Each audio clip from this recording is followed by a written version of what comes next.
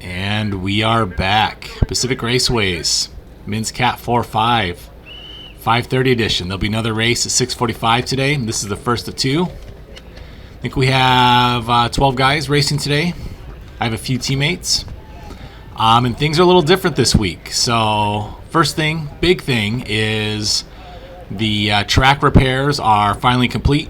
So we will be doing the standard PR route, which is a super flat course. If you look at the little map down at the right, you can just see it's basically up. It looks like a sharp hairpin. You'll see in a moment it's not. I like to say that there's no turns in this race. There are, but they're so gradual that it's almost like it's a totally just flat, straight race the whole time. So it's a lot of fun. But yeah, a couple interesting things this week. So one, we are going back to the flat route, which is great for all us bigger guys. No hills. And more importantly, this is a points per lap race.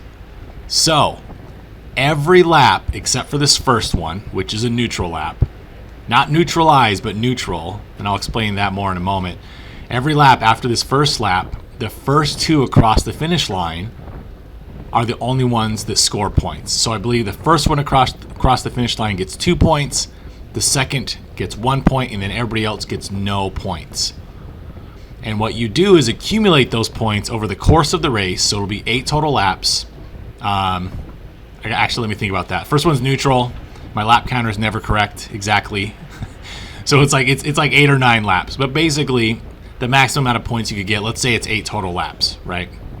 The maximum amount of points you could get if you came across the line first every time would be 16. And the second person would get 8. But it ends up getting distributed, right? So the first lap is neutral. Now, it's not neutralized, so this is important. You could still attack, you could still break away, you can still race, but no points will be awarded the first time we come across the finish line. I'm not sure why they did that. I don't know if it was necessary to go neutral the first lap, but maybe that's that's something that race coordinators have decided on. And I don't know that much about this format, so I'm not sure if that's something that's done everywhere, but no points can be scored on the first lap. The very last lap, so this is funny, there's almost like 2 races going on within one race. So you have the PR for PR points, Pacific Raceways points, right? This whole series, right, which runs for several months. The points per lap race is what matters for PR. So to actually win the race today, as far as PR is concerned, you want to get the most amount of points in that points per lap format. However, for USAC points, it's going to be a standard race. So it's only the finish on the last lap. So it's kind of a funny thing, right? Like, if you want to do well in the PR race, but you don't care as much about USAC, you'd focus on your points per lap and then maybe just, give up the last lap if you're tired, because you don't care as much about that. If you're only going for USAC points, so let's say you're trying to upgrade, you might go ahead and let everybody else fight over the first, 7 or 8 laps for those standings and then try to win the race. And I say that with an asterisk, right? Because there's 2 ways to win the race. To win the race USAC-wise at the very end. So in the next race, some of my teammates who are hoping to go to Cat 3 will actually do that. They'll kind of just chill out the whole race and then just sprint for the very last lap. But most of us are going to do the points per lap. So hopefully that makes sense. This is only the second time I've ever done it, so I'm not like an expert on it by any means, but I did want to try to explain it a little bit. Okay, so we are on the backstretch. Hard to tell here. This is really gradual turn, but it's actually slightly uphill. Very, very slightly, right? But enough that it can kind of hurt a little bit. We come around this turn and it'll descend a very slight amount. Again, hard to see on camera, but it should help explain some of the speed and power profiles you'll see as we're coming to this section right here before we turn into the finishing straight. It is slightly downhill, and the speeds here will seem like unusually high, but it's also a lot of fun. You come around this turn very quickly into the finishing stretch, which is very, very slightly uphill, and usually has a strong headwind, but not today, in my opinion. Headwind, was not a factor at all today. For one of the first times ever that I've raced at PR, there was almost no wind coming into the stretch.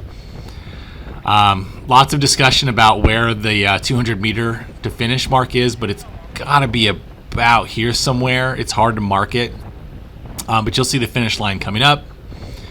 There's the race director on the right. There's some cones. They have a camera set up. And again, this first lap is neutral, so no points are awarded here. Okay, no points are awarded. So we're coming across, and theoretically now is when the race begins. I put a couple markers on the video for myself to remember to mention some things. So hopefully I'll do a good job of that today. But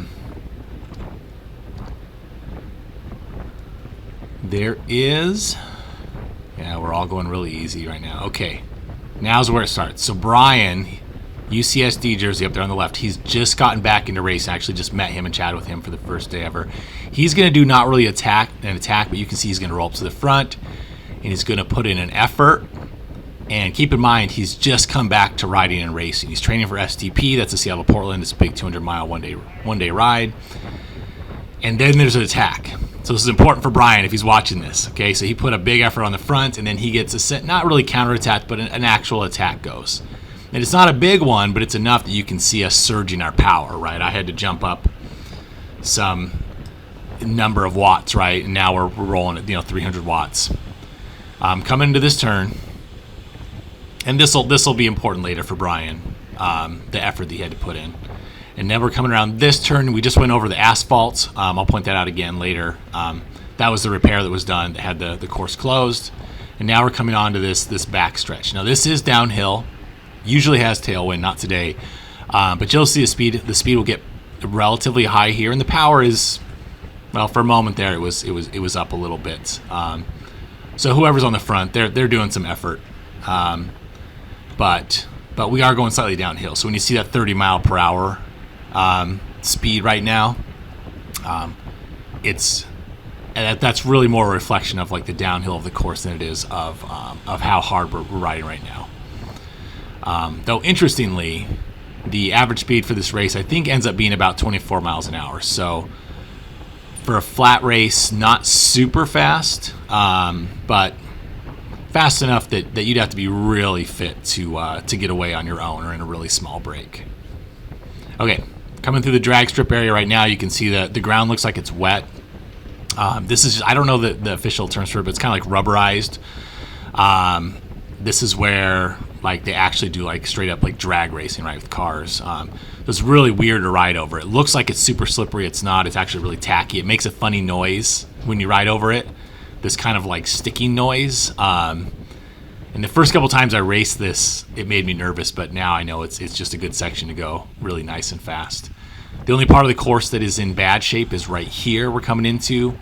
You can see the road it's getting a little worse for wear. There's a bit of an angle that you have to take here coming into this turn, and the road's really bumpy, and I find I generally, like in a bigger race, I like to take the outside line to avoid those bumps. Okay, a little bit of action here, and this is important. Okay, so Brian, who made that effort earlier, is now going to open the gap, right? Because he's got fatigue in the legs. So there goes Brian shooting out the back. Sorry, buddy. I think that was the end for him. I closed the gap. It's the second lap. I've got lots of leg left, and there's like a little move going off the front, but it's way out. We're like 800 meters, a kilometer away or something. And then Noah, awesome move here. He comes up from like 10th wheel or something, launches up the right side. So now they're in 1 and 2 position, but Hagen's Berman, they make a move with Daniel on his wheel, and now everybody's going up the road. So I'm reacting, but I'm way out of position, right? There's, I didn't make any move. I was playing really conservatively, and obviously I have no chance for the points on this first lap. It's a little hard to tell what happened here, but maybe Noah or Daniel, if you can comment, who actually got 1 and 2 on that first lap. It was definitely close.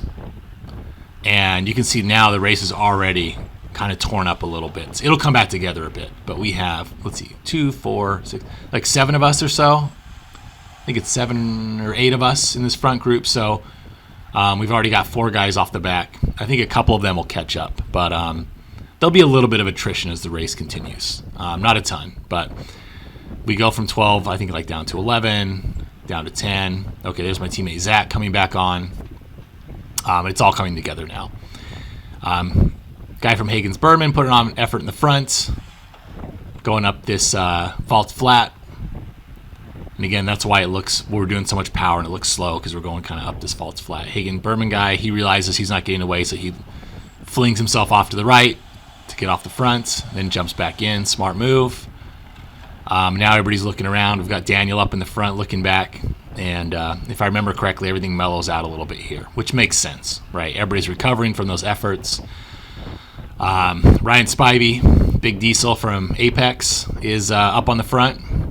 Not doing anything too crazy yet. He's going to race both sessions today. I think actually most of these guys, what I found is most of the guys that race the 530 also race the 645. So 530 race is a lot smaller. It's a lot of crazy guys that that are racing like two crits back to back. So much respect to anybody that comes out and does the 530 and then stays for the 645. But anyways, I'm digressing. Everything's coming back together. This is Chris, number 72, who I'm letting in. We raced a fair amount last year, helped chase down some stuff. He's a great bike rider, great racer, and I always kind of keep my eye on him, because I know that if he gets away, he's one of the guys. I think if he could get away solo, I don't know if he could stay away like this early in the race, but he could definitely like if he got in a 2-man break, that would probably be the end of the race for us. So. I love you, Chris, but I got to keep my eye on you. But fortunately, I think Chris is saving it for the next race. His teammate, however, will get, in the white helmet up there, is going to get a little bit more involved. So we got Daniel doing a soft attack, tuck down. So not a huge hammering attack, but a soft attack. So we let it go. And then everybody adjusts and moves in. And so that's kind of like the attitude that I take. What I did right there is if I see my teammate going, and there's just a couple guys going with him, I don't react. I let everybody kind of swarm around me. If too many people start to chase, or it's obvious it's going to get closed down, then I jump back in. But in this particular race, I'm not doing anything too aggressive. I'm mostly kind of sitting in. I think I make one move coming up in a little bit. Let me check my little note card. Oh yeah, my bad move is coming up here. So I'm on Noah's wheel. That's my teammate up here, Gene Johnson. He's in the blue with the black helmet. Now notice he has black sleeves. Okay, so this is important in a minute, because I'm on his wheel, and Noah I know is really strong. He's already gotten 1 or 2 points from that first scored lap.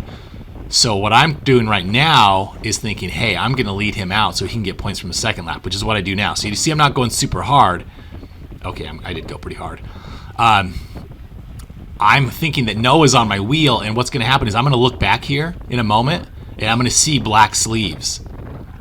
And I thought my teammate was on my wheel, right? I thought my teammate was on my wheel. I'm looking back, and I'm like, oh, this is awesome. Okay, great. My teammate's on my wheel. I'm leading him out. There's one other guy with us. So I was like, we're guaranteed. I look back, and I'm like, oh, God, I don't know who these guys are. I totally just let out the other team.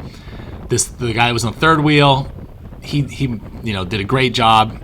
He jumped on us. He sprinted from a long ways out. And I was too tired for my initial effort. So you can see I'm at 180 watts. But I see a chance to get 1 point, so I keep the power on. And I take second, so I get my 1 point. The guy in black in the front gets 2. And now I'm a little cooked. And they'll start looking back to see if the race is coming up. And in a moment here, I'm going to realize that we have a huge gap on the race. So I'm looking back, and now my power is going to kick up a little bit, because I'm like, oh, I can jump in with these guys. Maybe the 3 of us can get away. Okay, here's, I think, the moment I realized. I was like, okay, I can catch these guys. We can get away. And you can see in my rear view camera, there is like a fairly sizable gap. Okay, here's my effort, my last little effort. Jump in, get on the wheels. If nothing else, like defensively, right? Because if I let 2 guys go up the road, I'm not on my team, that would be a horrible move for me as a teammate to let that happen. So even though I'm fatigued from that effort, I've got to jump in. And here I'm actually optimistic. I'm like, hey, maybe we'll put out a little effort, and I would be down to work here, and try to stay away. And I haven't looked back yet. It's pretty easy to notice, like when I'm looking back, because the whole camera will tilt. I haven't looked back because I'm like, I'm breathing hard. My heart's like pounding. Right, I'm still recovering from that really kind of embarrassing lead out that I did back there. I thought I was doing such a great job, but I let out the wrong team anyways. And I still don't realize that people are coming up, but here comes Noah. This is brilliant. So counter move. As soon as we catch, counter move. Then he goes. Guy jumps on his wheel, and I'm like, hey, I'm on the front. Perfect. I'm just going to go easy, right? 280 watts. I'm going to chill. Okay, everybody else is trying to cover it. Daniel's covering the Hagens guy. Ryan's on his wheel from Apex. Everybody jumps in, and then the Hagens Berman guy, see him shake his head. He's like, no, it's too much. It's too much effort. He must have been hurting, so he doesn't want to commit to chase it. Ryan from Apex, one of the opposing teams, he gets on the front. Big Diesel, one of my teammates called him. He gets on the front, and he starts to try to help chase. But you can tell right now from our speed, right? I think we were going 30 last time. We're going 26. This is slightly downhill. Ryan's on the front, but he doesn't seem really committed to chasing. So Noah and the other guy, the guy that I think actually took 2 points from that last lap, who kind of used me as a lead out, he jumped up with Noah, my teammate, and now those two are up the road. And there isn't a real concerted effort to chase them. So you've got a rider here coming off on the left, trying to kind of just do like the soft roll.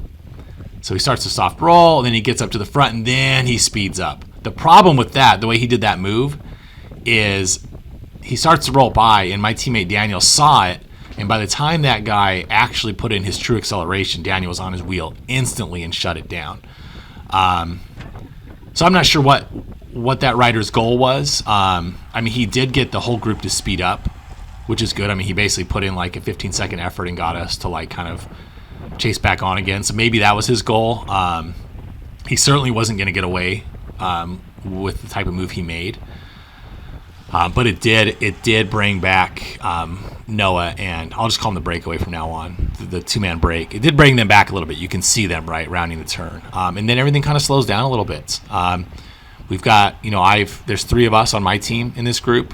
We've got Daniel in the white helmet just up ahead, and then Zach behind me. And we know, right, one of our big things is, we don't chase teammates. Like that's like straight up rule number 1. You got a teammate in the break, you don't chase, right? We're not going to try to bring that break back. So now, we're kind of in that good for the team, bad for us situation where now, we're kind of just going to be kind of sitting in and making sure that, that if we do catch the break, that we're ready to counterattack or do something interesting. So no points for any of us are possible here. I think maybe this guy's trying to bridge. I'm not sure. Points only go down to second place on points per lap. So he's hammering. Daniel's on his wheel, but it's not really for anything. Ryan here's letting the gap open. I'm not sure why.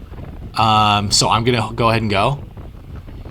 This could be a questionable move, potentially, because I could risk bringing up the rest of the group. So that's why I tried to hit the high power. You saw I tried to bring it up to like 900 to try to jump across instead of carrying anybody across. But you can see it doesn't really matter. Zach sees what's happening, and he kind of comes up, and beautiful counterattack here. Beautiful, beautiful counterattack by Hagens Berman. That was just like textbook, right?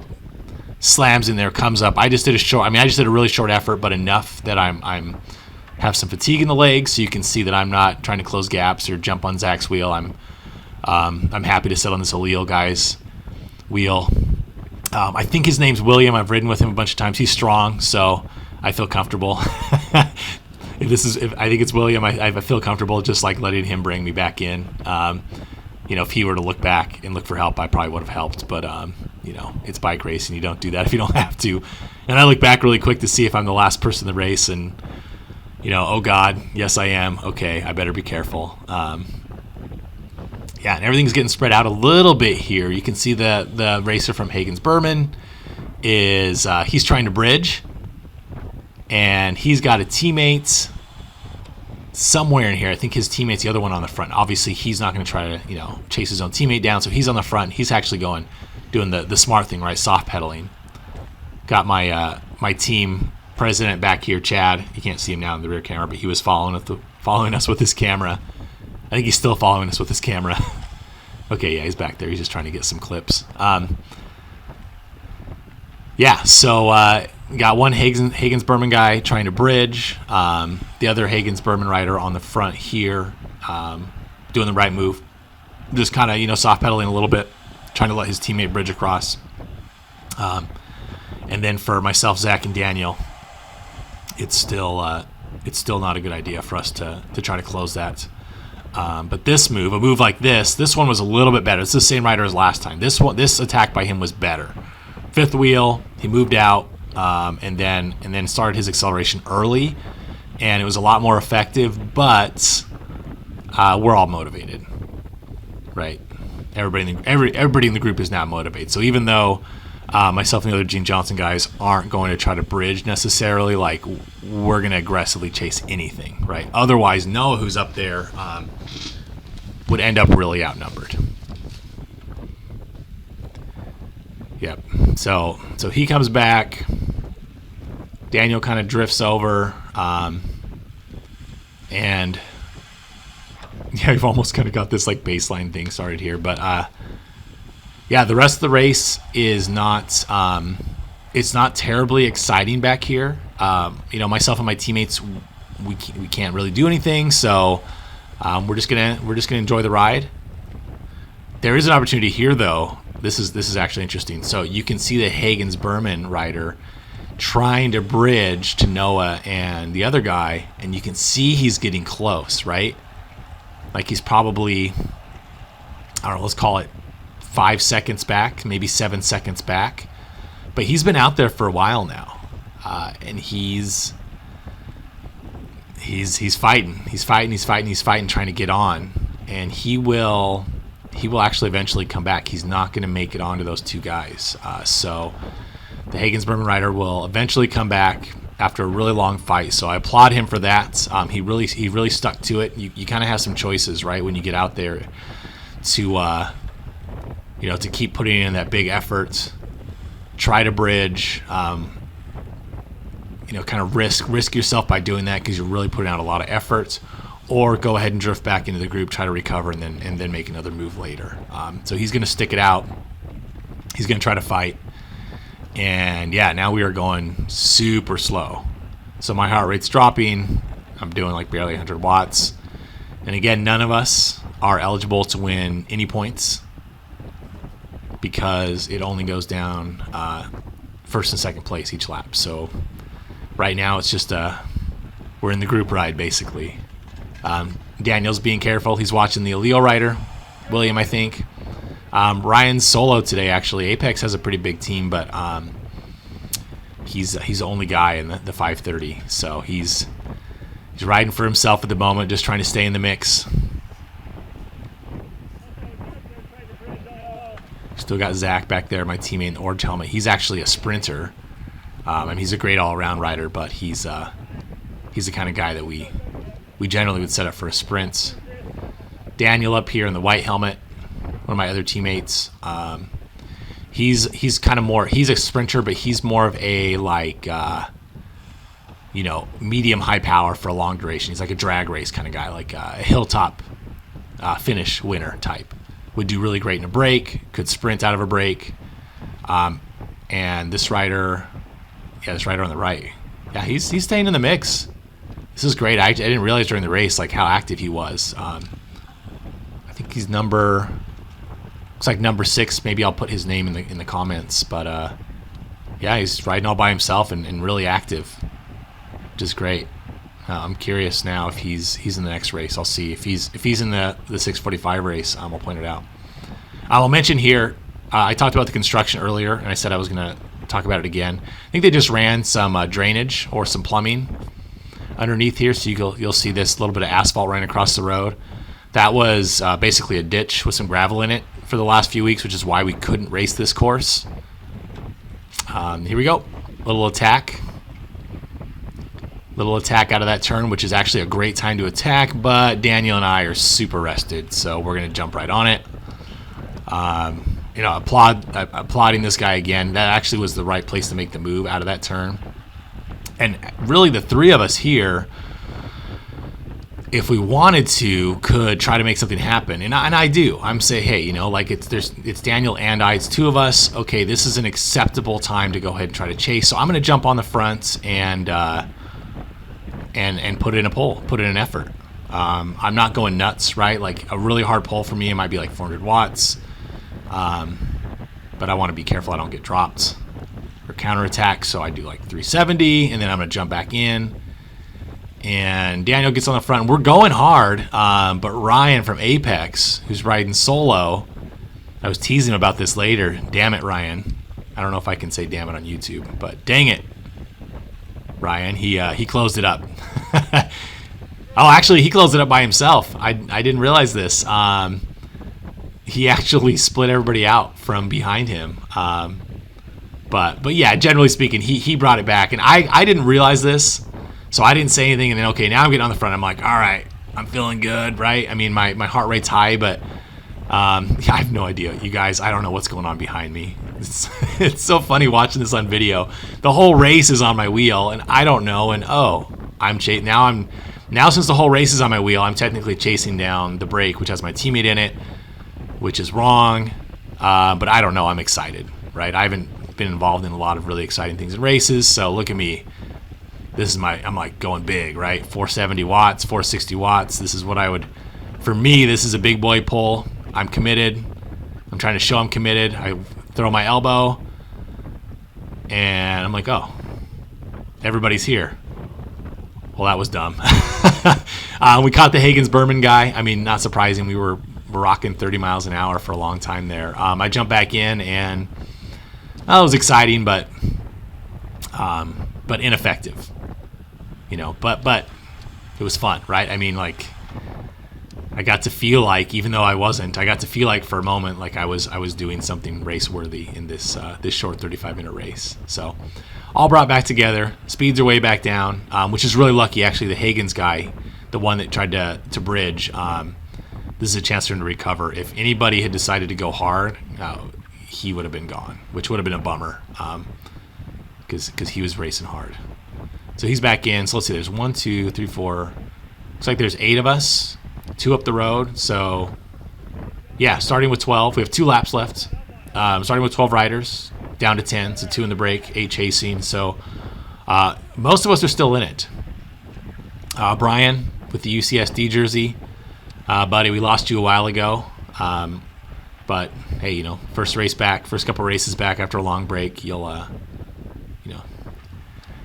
get that critness, that crit fitness, the critness back soon.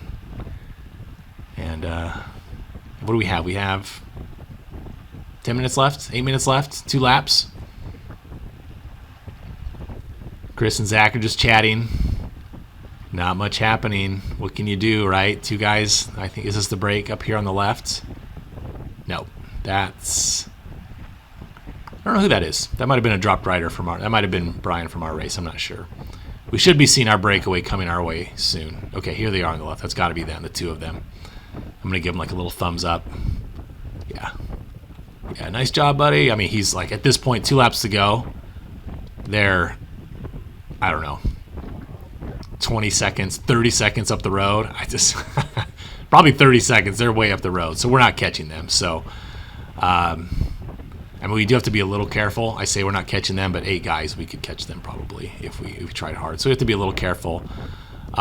Zach's on the front, and he's doing basically the teammate pull, right? There's a break in the front.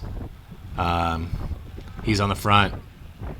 He's pedaling reasonably soft. You could argue at this point, oh, here comes a move. Oh, this is Daniel. Okay, that's right. I forgot to mark this one on my timeline. So this is Daniel is going to make a bridging attempt. And another guy is going to try to jump on his wheel. This is the guy that had been attacking a bunch. And I think all those earlier attacks are going to cost him, because he is so close to getting onto Daniel's wheel here, but he's not going to.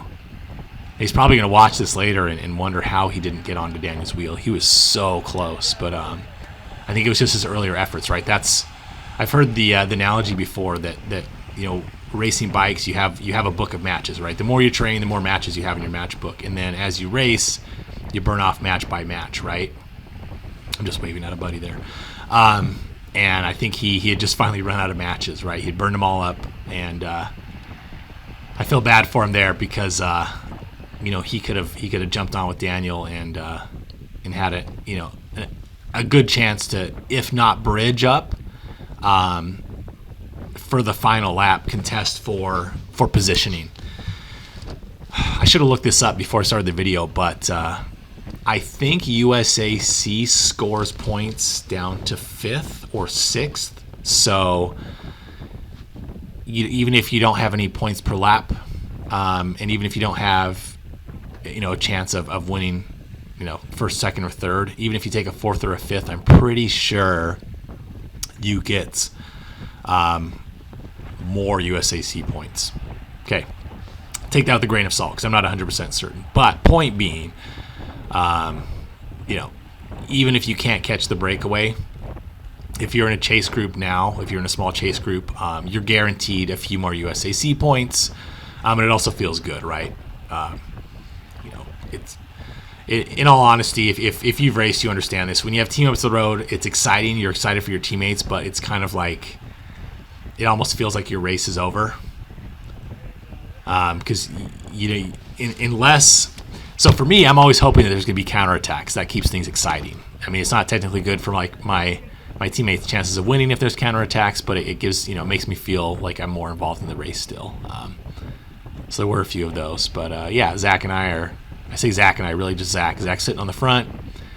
He's doing like sub threshold and just cruising. I mean, honestly, like here in this type of situation, the other teams, they probably, this is where they should be attacking, right? Making moves. If they're not, it's maybe to contend for 4th and 5th later on. I'm not sure why they're not attacking. Could be everybody's just tired. It's been it's been 30 minutes. It's these things are spicy. They don't look like it. The roads are super wide open. When you watch PR, when you watch Pacific Raceways, I feel like when I watch these videos, it looks kind of mundane compared to a more classic like 4-corner crit, right? When I look at videos of like my the crits that I've done, I only have a few that are like the 4-corner crits. They're just like hammer, hammer, hammer all the time. PR is so wide open and the turns are so gradual that it looks easy, it looks slow, but I should qualify this by saying, at least at my fitness level, when you're in the race, it doesn't feel as chill as it does to watch. It does feel tiring, right? So I see Chris here going on the front. He was looking around a lot. I think maybe he was hoping his teammate would be there. Maybe Chris was hoping to make a move, but he's getting on the front. Again, we're not going super hard. The break is even further up the road now, so they might be like, God, I don't know, an entire minute. They're way up on us now. So at this point, I mean, I think this is the last lap. Any of us could do anything at this point, right? I mean, realistically, Zach and I could attack right here, and if we wanted to, if we thought we could make stay away and go for a 3rd place, because that's what we're racing for now, right? No, sorry, we'd be racing for 4th and 5th, because Daniel, my other teammate, so I have 2 teammates at the road, right? One in the breakaway and then one that's solo chasing, and Daniel's gonna stay away. He's like super tucked down. Oh, this guy's attacking again, number 6. Look at him go, man. He's just like not giving up on it. Oh, okay. I must be tired because I should respond to that and I don't respond. And I know that that's not a good move, right? Like there goes 4th place, right? If he stays away, he gets to take 4th. That would have been a great wheel to jump on. But yeah, I must have been feeling tired. because I didn't even, like, not even for a moment, didn't even, like, think about going. I was just like, oh, there he goes. And I'm pretty sure he gets brought back. He's tired, he's been attacking a bunch. Yeah, okay, I remember what I'm thinking now. Actually, now I remember at this point, I'm like, okay, we're going to bring him back. He's not going to get away. And I'm fourth wheel, and Ryan is on the front apex rider. And he seems content to just kind of pull, and Chris is looking around, and I know Chris is strong. I'm on Williams' wheel, and, I'm kind of in perfect position if it stays like this to sprint for, like, one of those I shouldn't say top spots, but, like, sprint for fourth or fifth. So I'm just hanging out. Heart rate's at 153. I'm only like a handful of beats above, like zone 2. So, this would be like an ideal situation for me to try to sprint for the finish. And I'm going to. Why wouldn't you, right? Like, we call this, it's a small field, but we call this the field sprint, right? So even though, like, the race is theoretically, like, over for all of us, at least as far as, like, we can't win the points race, right? Like, that's impossible at this point. The breakaway has all the points except for, like, the first 2 points laps or something. I got, like, 1 point. Actually, I got 1 point today. I forgot to mention that. I got 1 point from, like, the third lap, which put me in a tie for fourth place. So out of 12 guys, I actually got a fourth because I got 1 single point, which I thought was funny because, let's be honest, I didn't do a dang thing this whole race. I covered some moves. I did a couple little things. I made a really faulty lead out, but I didn't really do much. And I got a fourth, so I'll take it. But here we go. Everybody's sprinting from, like, friggin' 400 meters. I don't even know. Huge, crazy drag race. My buddy Zach's way out on the left. I get on Williams' wheel. It would have been nice to be on Chris's wheel. I see Williams fading a little bit. Okay, I barely hit 1,000 watts. Fine, I'll take it. Zach's going to get me because he's just too dang strong. And let's see, 1, 2, 3, 4, 5, 6, I don't know, like 7th. I think I got 7th or 8th across the line. So I got 4th in the race from points, but really like 7th overall. Anyways, thank you. We'll see you next time.